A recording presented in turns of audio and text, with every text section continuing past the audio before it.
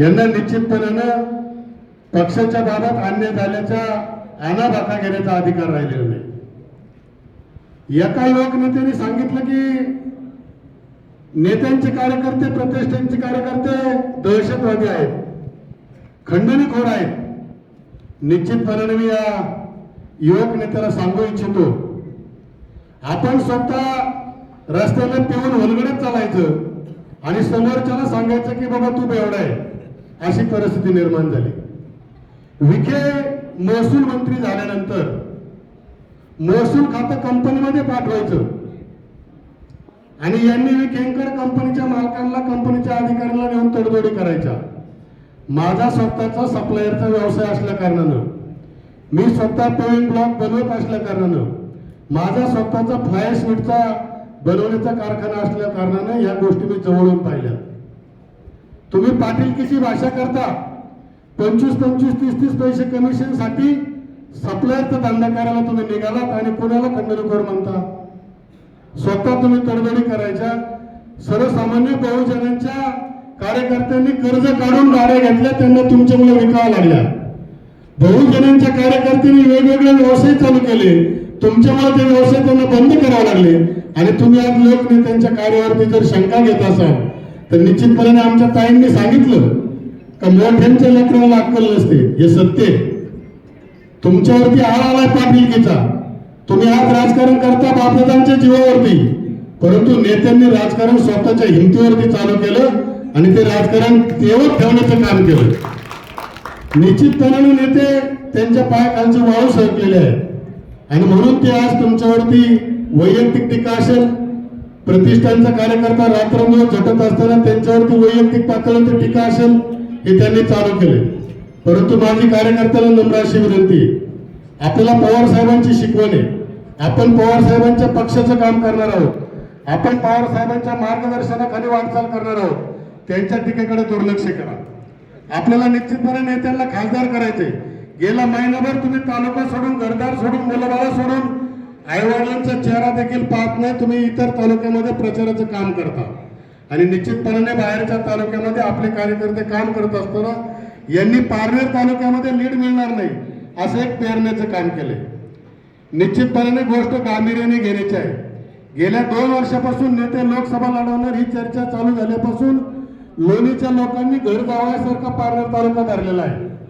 अनेक गोष्टीच्या माध्यमातून पारनेरमध्ये त्यांनी ठाण मांडलेला आहे आणि म्हणून जाणीवपूर्वक सांगतो, निश्चितपणानं त्यांनी जे काही ठाण मांडलेलं आहे, जे काही याद्या जमा केलेल्या आहेत, जे काही छोटे मोठे कामं केलेले आहेत, त्या माध्यमातून आपल्या तालुक्यावरती उपकाराची भाषा वापरायला चालू केली आहे। उपकाराची भाषा काय? तुम्ही आज जर आमचं काम केलं नाही तर या तालुक्याचा आमदार कोण करायचं हे माझ्या हातात आहे। तालुक्याचा आमदार हे पारनेर तालुक्याची जनता समाज, पारनेर तालुक्याच्या जनतेच्या हातात आहे। तुम्ही जर लोणीवरून येऊन पारनेर तालुक्याचा आमदार ठरवणार असाल तर निश्चितपणाने पारनेर तालुक्याची जनता दूधखोरी नाही।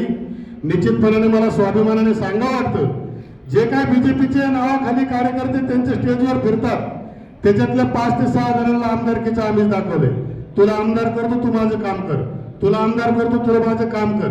आणि निलेश लंके साहेबांच्या स्टेजवरती जे काय आहे ते निलेश लंके साहेबांच्या प्रेमाखातर रात्रीचा दिवस करून त्यांचा प्रचार करतात। आणि म्हणून निश्चितपणाने सांगतो, ते जे काय आपल्या तालुक्याचा अपमान करण्याची भाषा बाहेरच्या तालुक्यामध्ये जाऊन वापरतात, निश्चितपणाने आपली जबाबदारी आहे। जर आपण पवार साहेबांच्या विचाराने पुढे जाणार आहोत तर पवार साहेबांनी अनंतराव थोपटे सारख्यांच्या आयुष्यभर विरोध असणाऱ्या व्यक्तीच्या घरी जाऊन माघार घेऊन माझ्या विचाराबरोबर तुम्ही चला। पवार साहेबांच्या विचाराबरोबर जर आपण काम करणार असाल तर पवार साहेबांनी आयुष्यभर विरोध करणाऱ्या काकडे कुटुंबाच्या घरी जाऊन विरोध मावळवला। मित्रांनो, माझी तुम्हाला निश्चितपणे कळकळीची विनंती आहे, आपण सत्तेच्या काळामध्ये आपण आमदारांच्या आश्रयाखाली जेणेकरून आपण विकास कामं करत असताल किंवा आपण जे काही व्यवसायाच्या माध्यमातून भरारी घेत असाल त्यावेळेस आपल्यापुढे आपल्या गावातली जुनी जाणती माणसं दुखावली असतील, जर पवार साहेब 2 पावलं मागे येऊन विरोधकांशी हात मिळवणी करताय तर निश्चितपणे माझ्या प्रतिष्ठानच्या आणि राष्ट्रवादी काँग्रेस पक्षाच्या कार्यकर्त्याला माझी कळकळीची विनंती आहे, ग्रामपंचायतीच्या निवडणुकीमध्ये असेल, सोसायटीच्या निवडणुकीमध्ये असेल, विकास कामाच्या माध्यमातून असेल, आपल्याकडून जी काही जुनी जाणती माणसं गाव पातळीवरती दुखावली गेली त्या जुन्या जाणत्या माणसांच्या आपण गावामध्ये जाऊन गाठीभेटी घ्या। दादांना सत्तेच्या काळामध्ये आमच्याकडून जे काही चुका झाल्या असतील त्या मोठ्या मनाने आम्हाला माफ करा. आपल्या तालुक्याच्या अस्मितेचा प्रश्न निर्माण झालेला आहे. सर्वसामान्य कार्यकर्त्याच्या अस्मितेचा प्रश्न निर्माण झालेला आहे. नवे तर शेतकऱ्यांच्या अस्तित्वाचा आज प्रश्न निर्माण झालेला आहे. ही काय ग्रामपंचायतची निवडणूक नाही, ही पंचायत समितीची निवडणूक नाही, ही झेडपीची निवडणूक नाही.